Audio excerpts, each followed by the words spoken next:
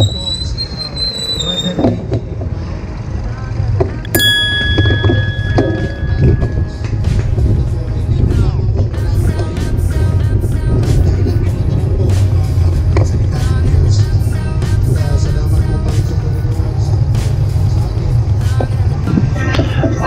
mga bider dude. Alright mga sir, this is Lloyd Candy ng Candy Bike or MTB and Motovlogs. So hindi po to si Angelo ng Angelo Biker Dude. So ito po, nagra-ride po tayo papuntang Antena.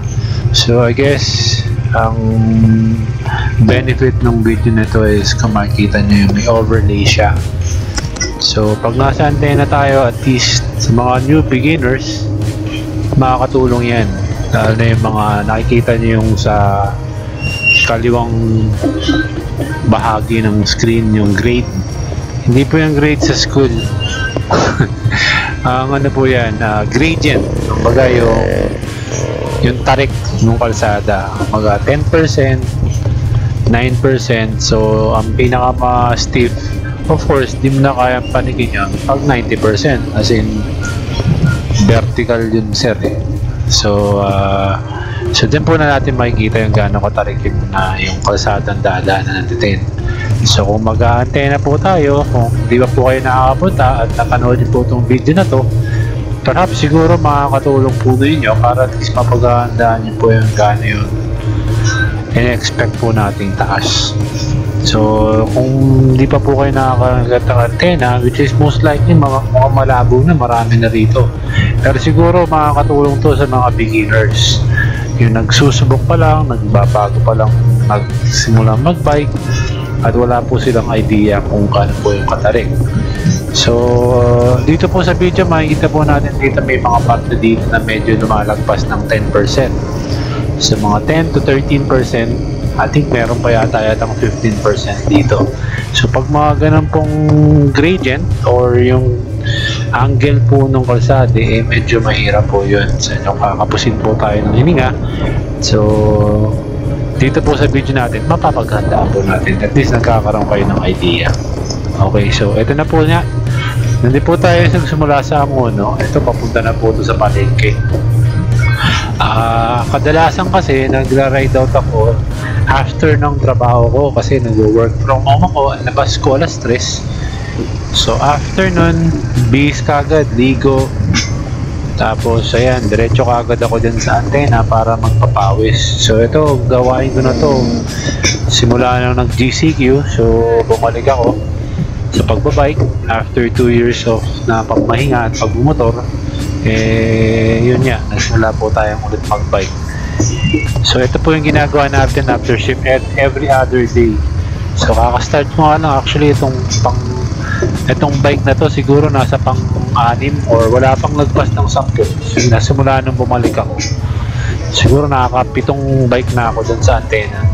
So ito talaga yung pinagpa-practicean ko ever since pa. Hindi ako masyadong ever since talaga hindi talaga ako malong ride, or talaga ako short rides lang, papawis, pa-condition, kasi medyo gipit tayo sa oras. Kasi pag nag-long ride tayo, medyo kakain talaga ng oras. So hindi applicable talaga pag medyo busy ka, tapos may trabaho ka, tapos may gawain ka sa bahay. So minsan nakahirit naman tayo, pero yun nga, hindi sa ngayon wala pa kasi akong opportunity na para mag long ride na halos kakain ng buong araw, balang araw. So wala rin pa naman tayo sa condition. So siguro bandang January or February, pag medyo maganda-ganda na panahon at medyo malamig na, yan, masarap ng long ride dyan. So sana masamahan nyo ako dun sa mga ganung lakad. Okay, eto na, nasa Tayuma na tayo. So ito, flat to, may intersection dyan. Nandito medyo ala-alalay lang tayo sir. Sige, hayaan ko muna kayong panoorin yan. Balikan ko kayo sir pag medyo nasa bandang Antena tayo, ha? Okay.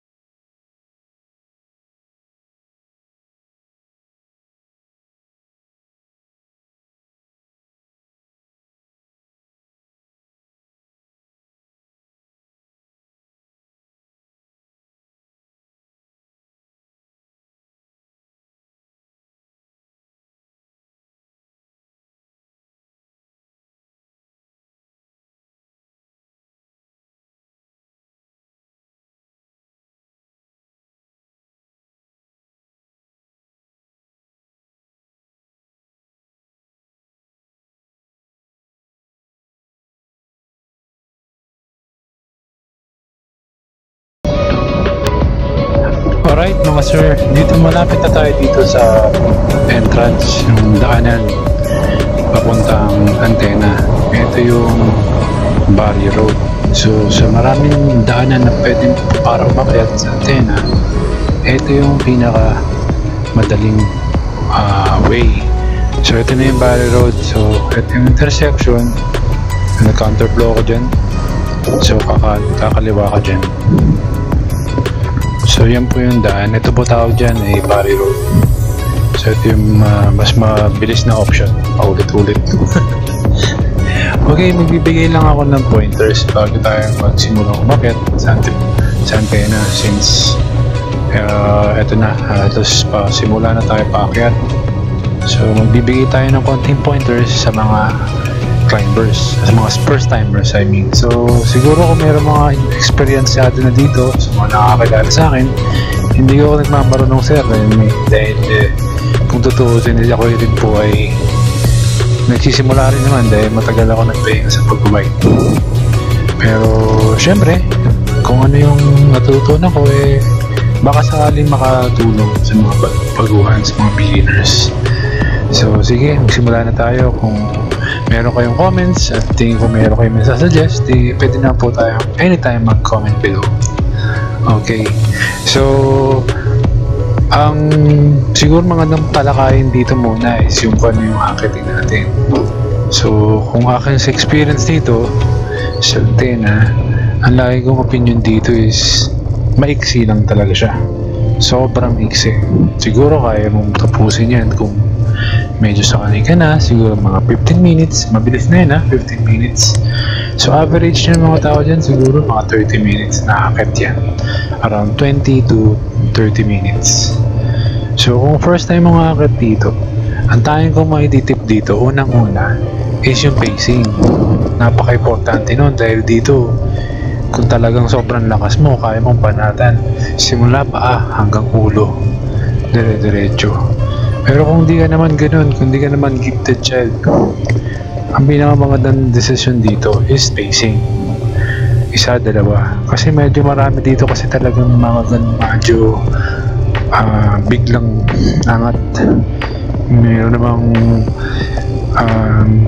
hindi naman ganun ka yung hindi naman siya ganun ka tingala, pero nararamdaman ng tuhod mo ramdam mo, akala mo wala lang pero nandoon siya. So ang pinakamaganda dito, kung hindi mo masyado kabisado, is dahan-dahanin mo, pero may mga konting recovery naman dito. So yun, pag ganun, huwag mo nang madaliin. Porkin nag-flat, raratratin mo. Mas maganda doon is mas maganda siguro is bigyan mo yung legs mo na mapapahinga mo siya ng konti at makahinga ng konti. Dito sa antena, napaka-importante. Saka ano naman dito ang goal naman natin makakat dito is unang-una is magpapawis. Pangalawa, syempre mga daimbi sa taas.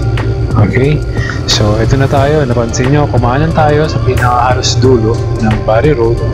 Tapos ito yung Carnation. Tapos dyan, so shoutout nga pala yung gate na puti yan kay John Carlo Cobillas, yung tropa natin sa St. Clement, yung best friend natin. Papa-shoutout nga pala siya. So yan, kakanan po tayo. So dire-diretso lang po tayo dyan hanggang meron po kayong nakitang tawag dun, mamuta ko tawag dun basta may waiting shed. Ayun, may mga waiting shed tayo makikita dyan. So yun nga, pacing, napaka-importante yun. Hindi po natin kailangan makapagkarirahan. Dahil ang main goal lang natin dito is magkaroon, ay ma-finish natin, matapos po natin siya, at hindi po tayo mapagod kagad. Yun ang pinaka-importante dyan. And number 2 is, ang pinakamaganda rito is, kung una akit mo lang, at unless na hindi ka pa experience, kung beginner ka pa lang, mayroong mga magandang tigilan dito, mga checkpoint. So maya pag umakit tayo dyan, is atin tuturo yan. Ito na nga po tayo, kakaliwa na po tayo dyan. So since akit na po tayo ng bundok, kung napapansin nyo, natanggal na ako ng mask Kasi pag nandun tayo sa ano, kasi may naninita pag hindi naka face mask. So pag nandun ka na sa taas, since may social distancing na naman, eh hindi naman kayo dikit-dikit, eh tinatanggal ko na yung mask. Ayan, nilalagay ko na sa kaha para ayun niya, para hindi ma-contaminate. So any moment na aakit na tayo dyan. So ayan na, aakit na tayo. So yan po yung unang kanto na papasukan natin. Yung waiting shed nasa kaliwa, meron po dyan tricycle, pila ng tricycle, tapos yan, kakaliwa po kayo dyan. So ito, wag muna kayo may excite dahil itong unang akyat na to ay napakataas ng gradient or grade ng kalsadang to. Maga, kung bibiglain mo, akala mo matatapos mo na. Eh dito pa lang, sir, sabihin ko sa iyo, sinasabi kong pacing, gawin mo na unang salunga pa lang. Kasi pag niratrat mo yan, maniwala ka sa akin, sir, hindi ka pa maabot dun sa may barangay checkpoint. Ako malamang tumigil ka na. So nakita nyo, for gradient 5 and 4, 5, 6, unti-unti nang umaangat yan. 7, and nakikita yung grade, sir, nasa kaliwa po ng screen. 9. Sa akin in my personal opinion, pag nag-10 na yung gradient pataas, makunat yan. Yan ang based on my experience, makunat yan, sir. Dahil yan, dumo-12 pa, 13. So maintindihan nyo na siguro, basta anything that more than 10, in my personal opinion, is makunat. So yan po. Sige, panoorin na lang po natin, tapos kakanan po tayo dyan. Sige.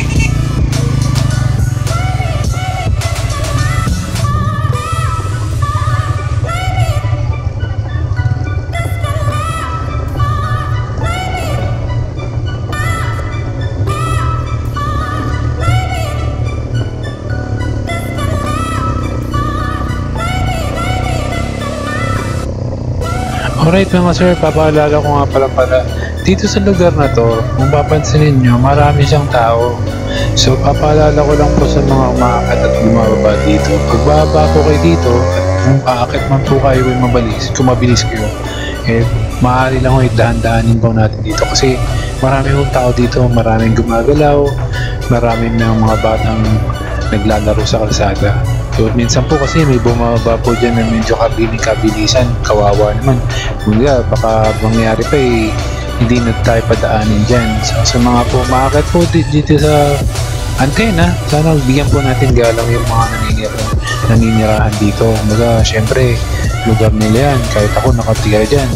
Tapos meron dyang naghaharap-harapan na harap-harabas mag-drive. Syempre di ba nakakainis din? Kaya sana bigyan natin sila ng respeto pagdating po sa lugar na yan. Sana wag po natin madaliin. Dahan-dahan po lang tayo sa lugar. Okay po.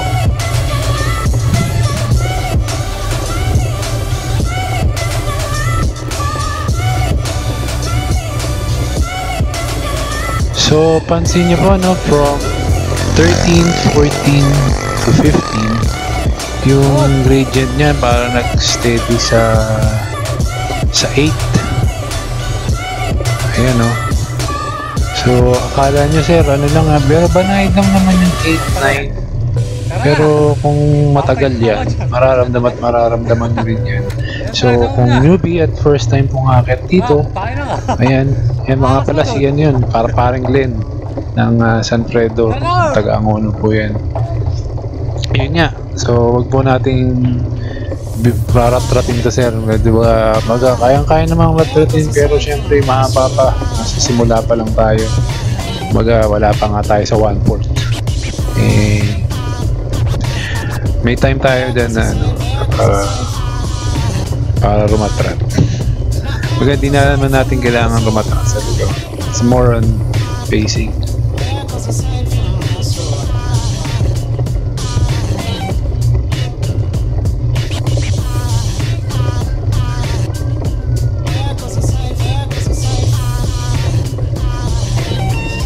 Oh yan, so napapansin mo yung gradient sa kaliwang bahagi ng screen. Nag-flat na, nag-negative. So ito na po yung sinasabi nating recovery. So saglit na recovery lang ito sir. Mga wala pang, I don't know, siguro wala pang 50 meters. Angat na naman po tayo dyan. Pero itong part naman to, simula sa recovery at papangat, medyo mababa lang naman po ang gradient yan.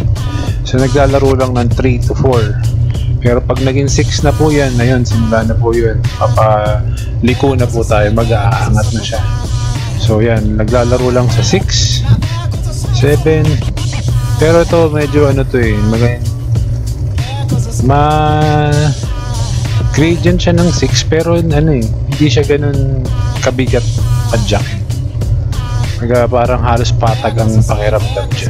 Siguro galing ka sa recovery, galing ka sa ano, recovery, medyo may konting buwelo. Di ba kasi pababa yun eh. May kwentong buwelo kasi yan. So pag padyak mo dyan is medyo magaan kasi nga dahil naitulak ka, medyo mataas kasi doon, biglang nag negative 3 sabay angat ka, so tama na yan, 3 lang, so medyo mababa lang talaga dito so, ayan 3, so medyo banda-banda ron, mapapansin mo bago lumigo yan, tataas na yan, yan 4 hanggang maging 6, ayan, mararamdaman nyo na yung pagbigat ulit ng pagbital dito sa lugar na to.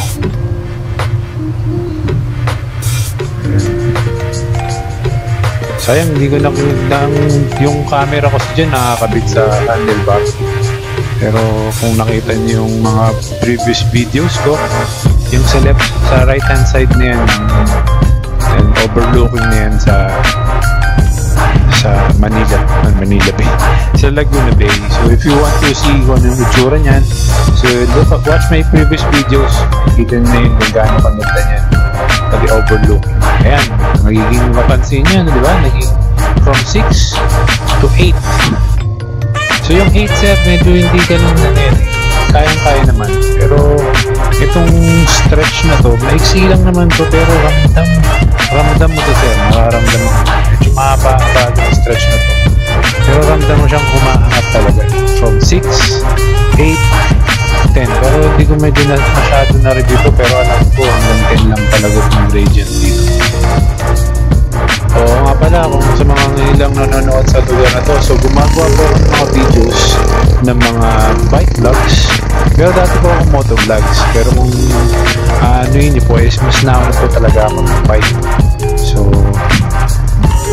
ayan, so 8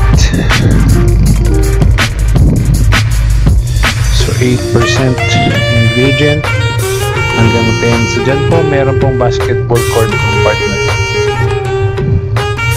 10%. So ito yung sinasabi kong location dun sa bandang basketball court. Kung nakakaramdam na po kayo ng pag-ingay, so you better stop here. Pero nung bago-baguhan lang ako po dito, ang ginagawa ko dito, hindi ako tumitigil, hindi po bumaba ng bike. Ang ginagawa ko, pag wala po naglalaro ng basketball dyan, ayan, ito sa kantong to, itong time na to may naglalaro eh. So ang ginagawa ko dyan, nag-iikot-ikot lang ako dyan hanggang makapahinga ako, pero hindi ako bumababa ng bike. Pag medyo nakahinga-hinga na ako, eh ayun, titirahin ko na yung packet na yun.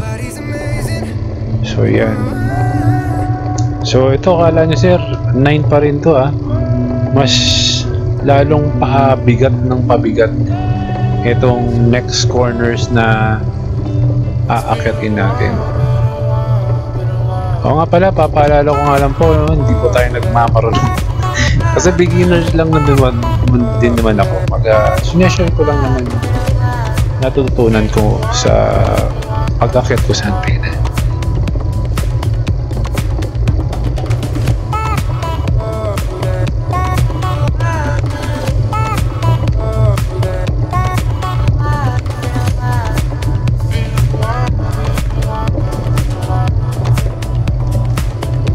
Okay, itong section na to, ito yung tinatawag namin na panorama. So dyan sa bandang taas niyan, maya-maya makikita po natin, may ano dyan, meron dyan pwedeng second checkpoint, pwede kayo magpahinga dyan kasi maganda yung view dyan eh. Pagkaliwaan ng ganyan may parang basta mapuno, so pwede kayo magpahinga doon. So usually bago-bago pala mga bike, yan yung checkpoint ko eh, yung kalahati. For me, yun yung kalahati ng antena. So pag hindi ka pa masyado sanay, lalo na nung dati yung hindi pa to asfalto, dati rough road dyan, laki ng pato dyan. So dyan ako nagpapahinga usually, siguro man mga 2016 pa yata yun. So dyan, ayan yung panorama, sa kanan yung may nakapark. Ayan yung sinasabi ko, yung sa may bandang kaliwa. Ayan, pwede kang dumiretso dyan, tapos may hagdanan dun. So ayan yung napaliligilan ni kuya, yun pwede dun nang usually pahinga. Ayan, pwede tayo magpahinga dun kasi dito sa papasukan mo to, so hindi naman ganito katarik to eh, pero saka maiksi lang. Pero since medyo malayo-layo na yung inakyat mo, medyo mararamdaman mo na yung hingal mo dito sa part na to eh. Ewan sa akin in my point of view, sa nararamdaman ko lalo na nung dati 2016, ang dulas dito nung hindi pa to espantado, dumudulas gulong mo dyan. Kailangan talaga mo yung talagang push mo yung handlebar mo baba para hindi umangat, kasi sobrang dulas na ito dati, hindi pa asphaltado. Pero ang gradient lang na ito siguro mga around 10-11 ganyan. Pero ramdam ko to eh, tinatayuan ko to dati para mas madali kaysa mag-speed ka. Bibigatan mo, since may buwelo ka dyan, bigatan mo siya, yung lagay mo siya mabigat, tapos tayuan mo, mas mabilis. Kasi may iksi lang kasi to, kaya usually ganun ang ginagawa ko. Pero ito ginawa ko dito, ano lang to, spinning lang. Ayun, nagdo-12 13 pa. Medyo delay ng konti yung yung gradient. Dapat kanina pa yan. Okay.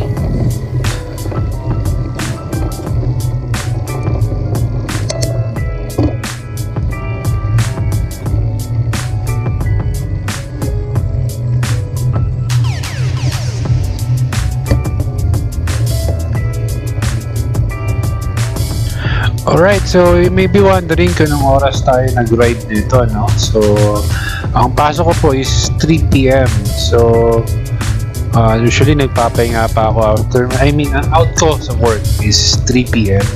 So, usually nagpapahinga pa ako ng saglit, maliligo, tapos mag-aayos ng gamit. So, most likely mga around 4 or probably 4:15, mga ganun. Yes, so makikita mo medyo maaraw. Ganda naman yun, hindi naman ganun kainitan yan. Pag ganyan kasi hindi na medyo naka-angle na yung araw niyan. So dito yung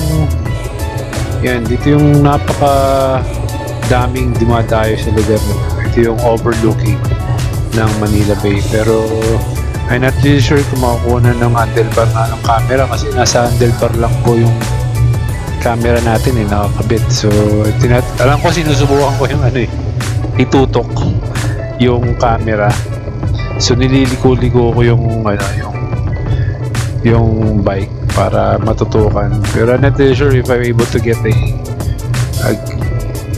kung may nakuha akong magandang video dyan, pero most likely wala. So ayan, merong mga bikers din na nagpipicture-picture dyan. So yung sa kaliwa, yan yung overlooking. So kadalasan pag may nakikita yung magandang bundok ng antena, dyan sila nagpipicture, yung trademark na cruise dyan na overlooking ng Manila, ang Laguna de Bay. Grabe, no? Ang gandang tignan, picture perfect yun. So pag pumupunta ka dito, ito talaga yung pahinga mo, yung takas mo, diba? Parang nasa ibang dimension kapag nakikita mo yung mga puno, Sobrang ganda. Sana i-maintain lang talaga ng mga umakyat dito na huwag magkalat. Lalo na yung mga nanonood nag-overlooking dyan. Please naman, pag umakyat kayo dyan, kung ano po yung binaon nyo na nag-picnic po kayo dyan, pakibit-bit na, huwag na pong iwanan dyan. Ano naman yung barangay, hirap na hirap na pong akyatin yan para linisan araw-araw. So sana naman po alagaan nyo na rin po. Para sa atin na rin po yan. Maaari lang. So ito na po, last stretch. Ito na yung huling climb sa tuktok ng antena. So ako lagi ako kaliwa dyan. Kasi ewan ko bakit kaliwa. Parang usually yung kabilang side, yung kanan parang malumot. So laging kaliwa yung kinukuha ko. Pero dati kanan, ewan ko, trip ko nung pag-trip ako. Pero yun yan, lately puro kanan. Ang kaliwa pala ang line ko dyan pag dun sa pakasok.